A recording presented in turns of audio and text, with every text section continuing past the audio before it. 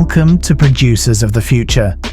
In this series, we dive into the fascinating yet often misunderstood world of the music industry. Our goal is to educate artists, producers, and music enthusiasts about what happens behind the scenes and why certain industry decisions are made. Each lesson is packed with real-world examples to help you enhance your music career or deepen your industry knowledge. Let's get started. In today's lesson, we're discussing music copyrights. So, what exactly is a copyright? A copyright is a legal right that grants the creator of an original work exclusive control over its use and distribution, typically for a set period. This applies to music, literature, films, and other creative works, ensuring that artists and producers can protect and monetize their creations. Copyrights don't last forever. While they recognize an artist's ownership, they eventually expire. Here's how it works. For individual creators, songwriters, composers, etc., copyright lasts for their lifetime plus 70 years. During this period, they and their heirs retain control over the work. For corporate-owned works, e.g. Disney films, record label-owned songs, copyright protection lasts 95 years from publication, or 120 years from creation, whichever is shorter. Once a copyright expires, the work enters the public domain, meaning anyone can remix, sample, or use it freely. Now, copyright law itself can get a bit confusing, but generally, as soon as an original work is created, a copyright is theoretically established.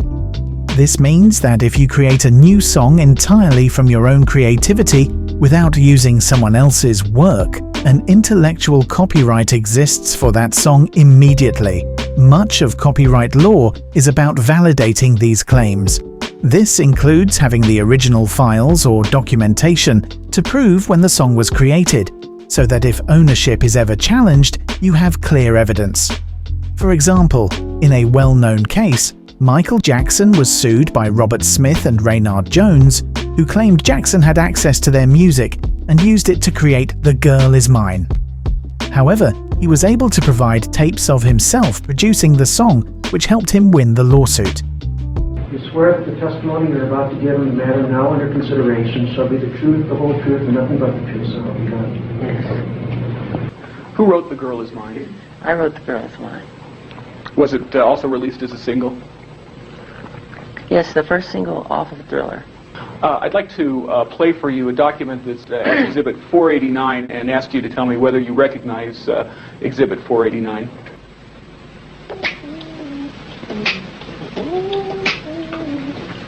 I'm going to stop the Exhibit 489 for a moment and ask you, Mr. Jackson, whether you recognize that. Yes, that's me writing the parts to The Girl Is Mine, creating it. Usually, you can officially copyright a song through your local government. In the US, for example, you can file a copyright claim online with the US Copyright Office by submitting your song and paying a fee. Think of it like registering a child's birth. When a child is born, their parents register them with the government, establishing official records of their identity. Copyrighting your song works similarly. It creates a legal record of ownership. However, as we saw with Michael Jackson, it's also wise to keep recordings of your creative process. Video or audio recordings of you developing melodies or drum loops can serve as proof that your work is original. This is especially important in cases where songs sound similar and someone claims you stole their idea. A famous example of copyright infringement occurred in 2013 when Pharrell Williams and Robin Thicke were sued by Marvin Gaye's family over their song Blurred Lines. The family claimed it infringed upon Gaye's 1977 song Got to Give It Up. Unfortunately for Pharrell and Robin Thicke, they lost the case and had to pay $5.3 million plus 50% of all future royalties from Blurred Lines. In an interview, Pharrell admitted that he had listened to a lot of Marvin Gaye's music and that Gaye was a big inspiration.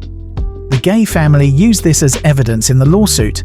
Because of cases like this, many songwriters in major studios now document their creative process. recording videos of themselves developing melodies or beats. This helps establish the origin of their work. To recap, copywriting your song helps protect your work from infringement and gives you legal grounds to take action if someone uses it without permission. Keeping records of your creative process, such as video or audio recordings, can be crucial in proving that your work is original.